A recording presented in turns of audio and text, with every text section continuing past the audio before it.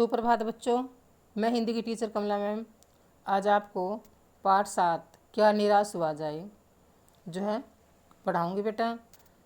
ये जो पाठ है ये हजारी प्रसाद द्विवेदी द्वारा लिखा गया है और आपको जो है क्या निराश हुआ जाए इसी के पार्ट्स के मतलब जो हेडिंग उससे पता चल जाएगा कि ज़िंदगी में जो निराशा है वो क्या है। हर बार यानी कि ये नहीं सोचना चाहिए कि मैं मतलब मेरा ये काम नहीं हुआ तो निराश हो जाता, नहीं, एक मतलब आशावादी बनना चाहिए।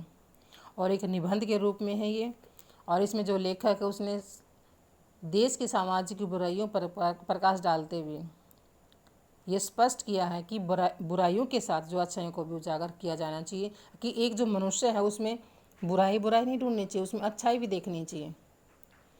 और हर स्थिति में हताश होना ठीक नहीं होता। लोभ मोह काम क्रोध जितने भी विकार हैं उनको प्रधान शक्ति मान लेना उचित नहीं है। मन और बुद्धि को इनके सारे पर छोड़ देना भी उचित नहीं है। और बेटा जो है इसमें जो है भारत जो हमेशा जो कानून को धर्म के रूप में देखता रहे हैं, और जो है जितने भी हमारे महान पुरुष हैं इन्होंने एक अच्छे भारत की कल्पना की थी।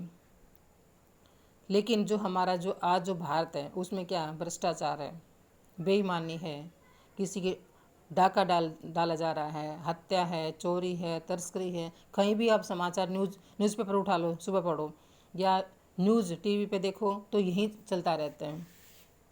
तो ऐसा लगने लगता है, ऐसे माहौल को देखते हुए कि हमारे जो देश है उसमें ईमानदारी रही नहीं। हर व्यक्ति को संदेह की नज़र से देखता है।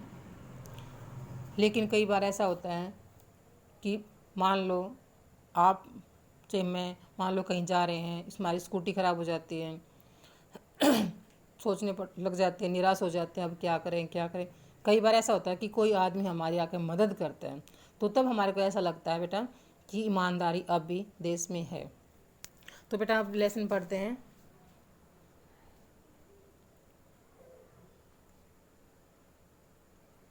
भारतवर्ष सदा कानून को धर्म के रूप में देखता आ रहा है कि सबसे ऊपर क्या हमारे देश में कानून है। आज एकाएक कानून और धर्म में अंतर कर दिया गया है। पहले सब कुछ क्या था, कानून था, धर्म था, सब कुछ। और लेकिन क्या आज कानून और धर्म में क्या है अंतर दिखाई देने लगा है कि ये तो कानून और ये धर्म है। धर्म को धोखा नहीं दिया जा सकता, कानून को दिया जा सकता है, क्योंकि कहते हैं उसकी कानून की आंखों पर क्या बंधा पड़ा है, पट्टी बंधी है। लेकिन जैसे धर्म है कि मैं भगवान की कसम खाता हूँ, तो आजकल जो धोखा है वो दिया तो दोनों को जा रहा है, लेकिन कहीं ना कहीं धर्म पर आज भी हमारा विश्वास बना हुआ है। यही कारण है कि जो लोग धर्म भीरू हैं वे कानून की त्रुटियों से लाभ उठाने में संकोच नहीं करते। यानी कि जो डरपोक हैं वो क्या करते हैं, वो कानून की जो है कानून से जो है झूठ बोल के केस वगैरह जीत जाते हैं। इस बात के पर्याय प्रमाण खोजे जा सकते हैं कि समाज के ऊपरी वर्ग में चाहे जो भी होता रहा, वो भीतर भीतर भारतवर्ष अब भी यह अनुभव कर रहा है कि धर्म कानून की से बड़ी चीज़ है।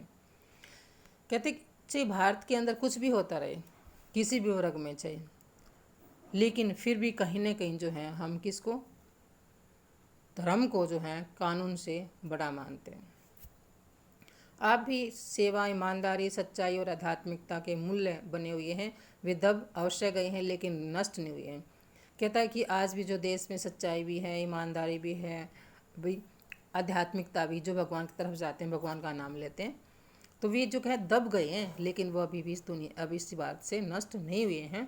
आज भी वह मनुष्य से प्रेम करता है, महिलाओं का सम्मान करता है, झूठ और चोरी को गलत समझता है, दूसरे को पीड़ा पहुंचाने को पाप समझता है।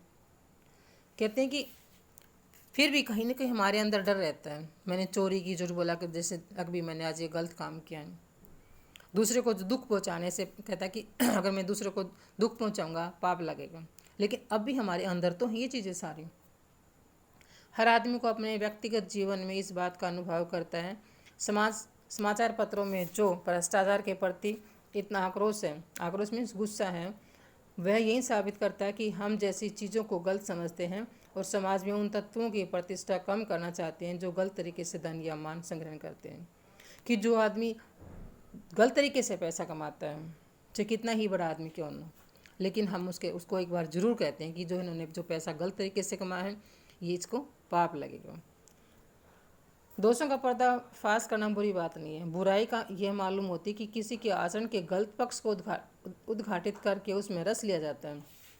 कहता है कि किसी के अंदर जो दोष हैं उनको दुनिया के सामने लाना ये गलत नहीं है, लेकिन उसमें रस लेना ये क्या, ये गलत है।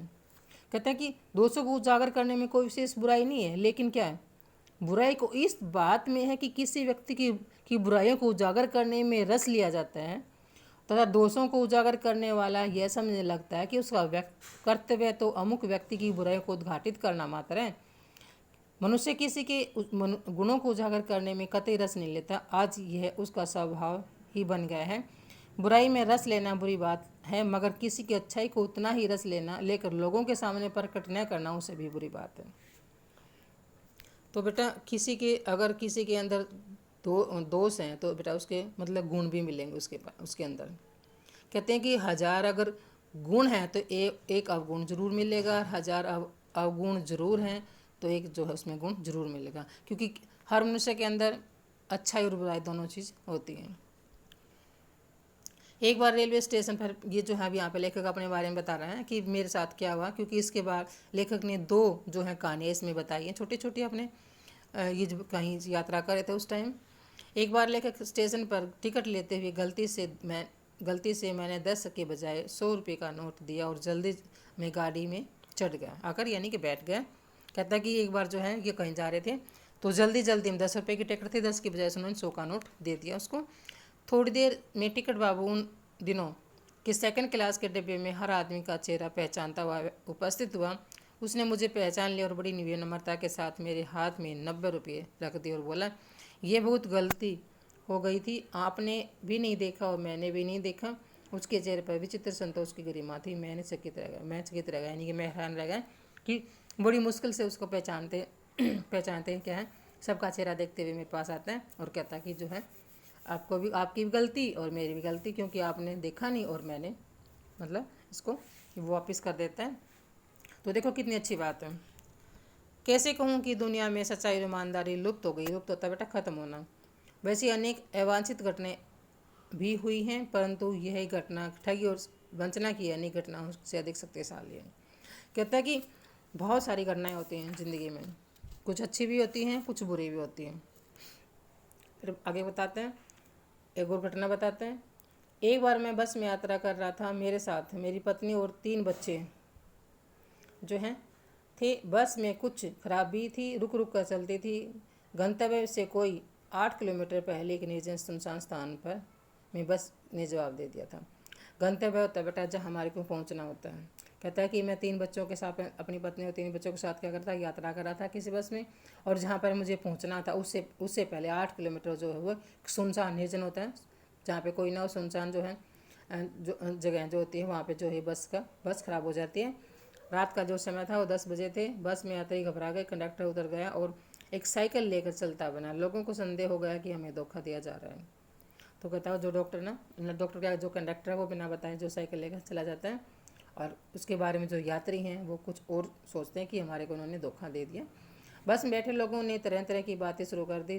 किसी ने कहा यहाँ डकैती होती है, तो 2 दिन पहले इसी तरह एक बस को लूटा गया था। परिवार सहित अकेला मैं ही था। बच्चे पानी चिल्ला रहे थे, पानी का कहीं ठिकाना नहीं था, ऊपर से आदमियों का डर समा रहा था। तो ये फिर अपनी सारी इसकी जो फैमिली है इसके कि भी बच्चे पानी लिए बोल रहे थे, मैं घबरा रहा था, यानी कि जो यहाँ पर डकैती होती है ऐसी ऐसी बातें ये आपस में कर रहे थे। कुछ नौजवानों ने ड्राइवर को पकड़ कर पीटने मारने का हिसाब मतलब बनाया। जो उसके साथ जो नौजवान और थे जो क्या नाम है जो उसके साथ जा रहे थे बस में, उन्होंने कहा क्या कि जो ड्राइवर है उसको हम पकड़ कर पीटते हैं। ड्राइवर के चेहरे पर हवाएं उठने लगी। हवाएं उठना बेटा मुँह हवरा है, घबरा जाना। लोगों ने उसे पकड़ लिया। वह बड़े कातर ढंग से मेरी ओर देखने लगा, मतलब कातर ढंग में दयालु ढंग से। तो बोला, हम लोग बस का कोई उपाय कर रहे हैं, बचाइए, ये लोग मारेंगे। तो कहता है कि फिर वो कहता है कि बस को ना ठीक करने का या दूसरी बस लाने का हम कोई इंतज़ाम कर रहे हैं, आप मुझे बचा लीजिए, नहीं तो लोग मुझे मार डालेंगे। डर तो मेरे मन में था, पर उसकी कातर मुद्रा देखकर मैंने यात्रियों को समझाया कि मारना ठीक नहीं है, परंतु यात्री इतने घबरा गए कि मेरी बात सुनने को तैयार नहीं हुए। कहने लगे, इनकी बातों में मत आइए, धोखा दे रहा है, कंडक्टर को पहले ही डाकुओं के यहाँ भेज दिया गया।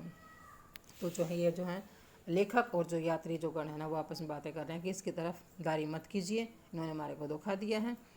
और आगे बेटा, मैं भी बहुत भयभीत तो था, डरा हुआ, पर ड्राइवर को किसी तरह मारपीट से बचाया। 1.5-2 घंटे बीत गए। मेरे बच्चे भोजन पानी के लिए व्याकुल तथा बेचैन थे। मेरी और पत्नी की हालत बुरी थी। लोगों ने ड्राइवर को मारा तो नहीं, पर उसे बस से उतार कर एक जगह घेर कर रखा। कोई भी दुर्घटना होती तो पहले ड्राइवर को समाप्त कर देना उन्हें उचित तथा ठीक जान पड़ा। मेरे गिड़गिड़ाने का कोई विशेष असर नहीं पड़ा। इसी समय क्या देखता हूँ कि खाली बस चली आ रही है और उस पर हमारा बस कंडक्टर भी बैठा हुआ है। उसने आते ही कहा, ए से नई बस लाया हूँ, इस बस पर बैठिए। वह बस चलाने लायक नहीं है। फिर मेरे पास एक लोटे में पानी और थोड़ा दूध लेकर आ बोला, पंडित जी, बच्चों का रोना मुझसे देखा नहीं गया, वहीं दूध मिल गया, थोड़ा लेता आया। यात्रियों में फिर जान आई।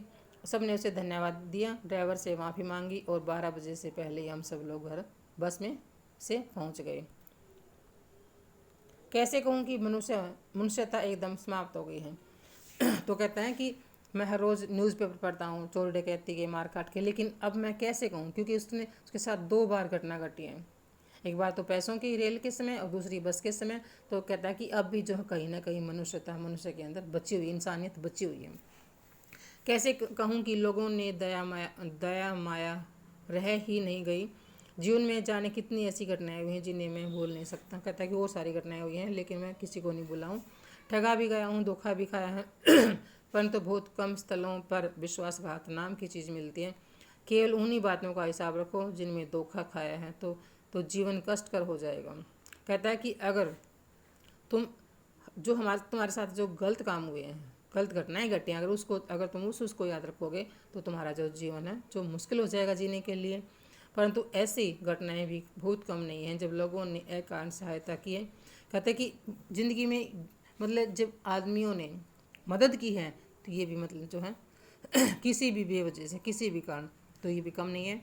निराश मन को ढांढस दिया और हिम्मत बंधाई। कविवर रविंद्रनाथ ठाकुर ने अपने प्रार्थना गीत में भगवान से प्रार्थना की थी कि संसार में केवल नुकसान ही उठाना पड़े, धोखा ही खाना पड़े, तो ऐसे अवसरों पर भी हे प्रभु मुझे ऐसी शक्ति दो कि मैं तुम्हारे ऊपर संदेह न करूं। तो कहता है कि जो है रविंद्रनाथ ठाकुर ने भगवान से कहा कि हे भगवान, मुझे कितना ही नुकसान उठाना पड़े, धोखा खाना पड़े, लेकिन मुझे शक्ति देना कि मैं किसी के ऊपर शक न कर सकूँ। मनुष्य की बनाई विधियाँ गलत नतीजे तक पहुँच गई हैं तो इन्हें बदलना होगा। वस्तुतः आए दिन इन्हें बदलना ही जा रहा है, लेकिन अब भी आशा की ज्योति बुझी नहीं है। महान भारतवर्ष को पाने की संभावना बनी हुई है, बनी रहेगी।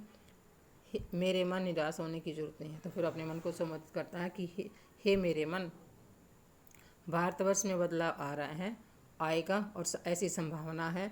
मनुष्य के अंदर भी मतलब जो है मतलब आशावादी बनना चाहिए। और जो मनुष्य के अंदर जो मतलब करप्ट जो है, जो भरा पड़ा है, जो गलत चीज़ें भरी पड़ी हैं, उसको निकाल। और जो है कहता है कि हे मेरे मन, निराश होने की ज़रूरत नहीं है।